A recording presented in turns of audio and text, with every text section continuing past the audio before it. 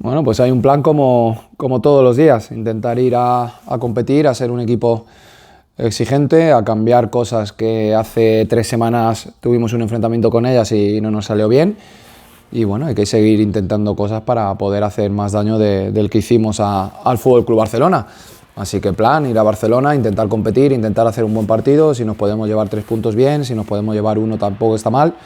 Y si no, sentir que somos un equipo que estamos más cerca de lo que nos salió hace 20 días, que todavía es una espinita que tenemos ahí y vamos con toda la ilusión de intentar hacer las cosas bien. Pues sí, tenemos la fortuna de que somos un equipo que no hemos encontrado ninguna excusa a la derrota, no hemos querido mirar hacia otro lado, hemos sido todas y todos autoexigentes.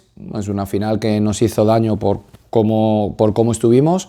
Y es un equipo que quiere demostrar que puede hacer mucho mejor las cosas de lo que lo hicimos sin ninguna excusa. Así que bueno, hemos probado cambiar alguna cosa, vamos a tocar algún cambio y vamos a ver si alterando alguna situación que al Barça le pueda provocar cosas diferentes, podemos estar más cerca del partido de lo que estuvimos en la final. Bueno, yo creo que las victorias siempre vienen bien, es un equipo fuerte, yo creo que lo he dicho y hasta el día 15 de junio lo seguiré diciendo, pase lo que pase. Creo que tenemos un vestuario, un grupo de futbolistas que no se les va a poder echar en cara nunca nada, absolutamente nada, no salgan bien las cosas o no, porque tiene muchísimo mérito.